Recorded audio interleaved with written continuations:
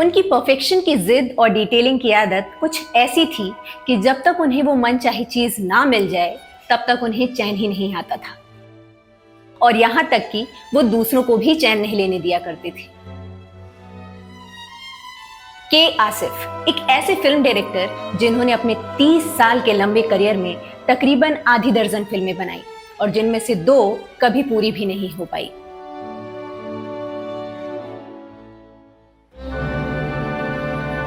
फिर भी उनकी मैग्नम ओपस मुगले आजम जब 15 साल में बनकर फाइनली 1960 में रिलीज हुई तो इस फिल्म ने के आसिफ की इमेज और रेप्यूटेशन को फिल्म इंडस्ट्री में और भी पुख्ता कर दिया।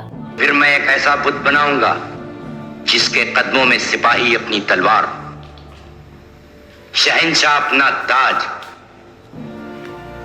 और इंसान अपना दिल निकाल कर रख दे। यूं तो ये डायलॉग फिल्म में एक नक्काश का किरदार प्ले करते एक कैरेक्टर ने कहा है, पर यह बात बिल्कुल के आसिफ की जबान लगती है। आज 65 साल बाद भी इस फिल्म को देखने के बाद सचमुच सिर झुक जाते हैं और जी चाहता है कि बस अपना दिल निकाल के रख दें।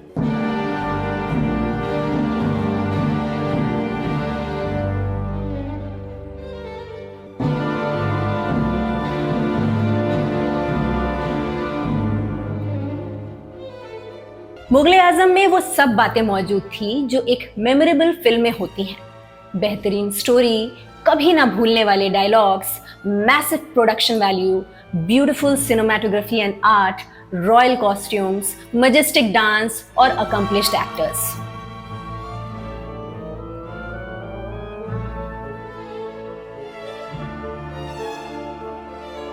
And most importantly beautiful songs, जिसमें उस दौर के इंडियन क्लासिकल म्यूजिक वर्ल्ड के लिविंग लेजेंड्स भी शामिल रहे। फिल्म बनाने के दौरान एक सिचुएशन आई जिसमें तानसेन, जो कि अकबर के दरबारी संगीतज्ञ थे, उन्हें कुछ इस तरह दिखाना था कि वो अपने रियाज में डूबे हुए हैं, और वहीं दूसरी ओर अनारकली देर रात लोगों की नजरों से छिपकर अपने माशूक सलीम से मिलने जा रही हैं। अब आसिफ साहब ने फिल्म के लिए सिचुएशन तो सोच ली, पर उनके सामने दिक्कत ये थी कि जब तानसेन जैसा कलाकार रियाज कर रहा हो तो ऐसा गायक कौन हो सकता है जिसकी आवाज सुनकर लगे कि हाँ, ये तानसेन ही गा रहे हैं। नौशाद साहब से जब उन्होंने सलाह मशवरा किया तो उनका सीधा जवाब था, और कौन, केवल इस दौर का तानसेन, यानी बड़े गुलाम अली खान साहब ही इस सॉन्ग को जस्टिफाई कर सकते हैं।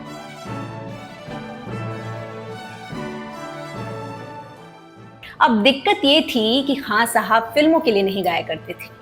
हालांकि क्लासिकल सिंगर्स जैसे पंडित डीवी पलुस्कर, उस्ताद आमिर खान साहब या पंडित भीमसेन जोशी, ये सभी फिल्मों में गा चुके थे, पर खान साहब हमेशा से फिल्म इंडस्ट्री से दूर ही रहे। ये किस्सा अलग है जो मैं किसी और एपिसोड में आप सबसे साझा करूंगी कि कैसे जब सॉन्ग रिकॉर्डिंग की न्यू टेक्नोलॉजी हिंदुस्तान आई तो एक अरसे तक क्लासिकल सिंगर्स को इससे परहेज था।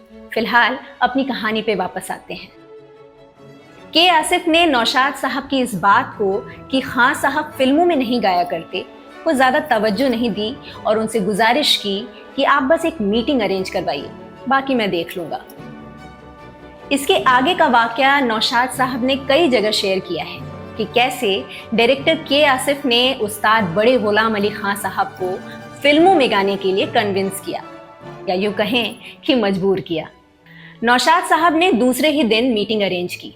खान साहब के घर पहुंचकर आपसी ग्रीटिंग्स के बाद नौशाद साहब ने उन्हें बताया कि एक ऐसी लैंडमार्क फिल्म बन रही है जो ना आज तक कभी बनी है और ना ही दोबारा कभी बनेगी। उसमें एक गाना है तानसेन का, जिसमें अगर वो मेहरबानी फरमाएं तो वो लोग उनकी आवाज का इस्तेमाल करना चाहेंगे उनसे एक गीत गवाकर। खान साहब ने इस रिक्वेस्ट को तुरंत ही पोलाइटली रिफ्यूज करते हुए कहा कि ये अगर कोई म्यूजिकल महफिल या जलसा होता, कॉन्सर्ट होता, तो वो बेशक गाते, लेकिन फिल्मी गानों में उनकी कोई दिलचस्पी नहीं। अब के आसिफ की एक आदत थी, वो सिगरेट को अपनी दूसरी और तीसरी उंगलियों के बीच रखते थे, ना कि पहली और दूसरी, जैसा कि अमूमन हमने लोगों को सिगरेट लेते देखा है, और वो सिगरेट की राख को चुटकी बजाकर झाड़ा करते थे। तो खान साहब के ये कहते ही कि फिल्मी गानों में उनकी कोई दिलचस्पी नहीं, के आसिफ ने एक लंबी कश भरी और चुटकी बजाकर सिगरेट की राख को झाड़ी और एक एटीट्यूड के साथ कहा, खां साहब ये गाना आप ही गाएंगे। खां साहब झुंझला उठे, नौशाद साहब की ओर देखा और पूछे, कौन साहब है ये, किसे लेकर आए हैं आप साथ में?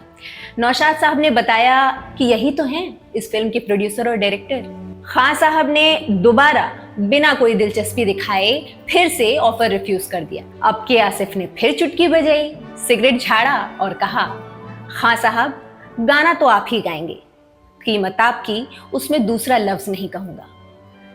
खां साहब ने थोड़ा इधर उधर देखा और नौशाद साहब को बैल्कनी की ओर आने का इशारा किया। बाहर आते ही दोबारा पूछा, कौन है ये शख्स, मेरे बार बार मना करने पर भी अपनी बात पर अड़ा हुआ है? नौशाद साहब ने बताया, जी बात और काम करने का लहजा थोड़ा अलग है, थोड़े जिद्दी है, पर बहुत ही अच्छे डायरेक्टर हैं।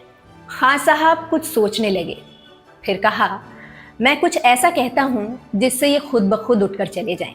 इस पर नौशाद साहब ने कहा, जी इसमें नुकसान तो मेरा ही है कि आप जैसे बड़े दिग्गज कलाकार के साथ काम करने का मौका हाथ से गवा दूंगा, पर आप कहेंगे क्या?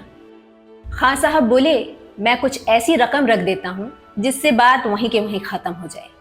नौशाद साहब को लगा कि ठीक है, इतना तो जायज़ है और उनका हक भी। फिर दोनों अंदर गए और खां साहब ने के आसिफ के सामने अपनी शर्त रखी। शर्त ये थी कि वो एक गाने के 25,000 रुपए लेंगे। अब उस दौरान में बड़े से बड़ा प्लेबैक सिंगर भी एक गाने का 500 से 1000 रुपया ही लिया करते थे। कमरे में एक पल की खामोशी थी। फिर आसिफ साहब ने कहा, बस खां साहब 25,000, आप तो अनमोल हैं, बिल्कुल बेशकीमती। अब इसके आगे खां साहब कुछ नहीं कह पाए, बस देखते रह गए। के आसिफ ने अपने कुर्ते की जेब से 10,000 की गड्डी निकाली और खां साहब के सामने रख दिया और कहा, ये रहा आपका एडवांस।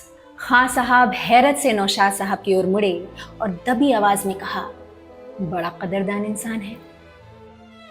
और इस तरह उस दौर का तानसेन फिल्मों की तानसेन की आवाज बनने को राजी हुआ, या यूं कहिए कि मजबूर हुआ। पर यह कहानी यहीं खत्म नहीं हुई, इसके आगे का किस्सा अगले एपिसोड में।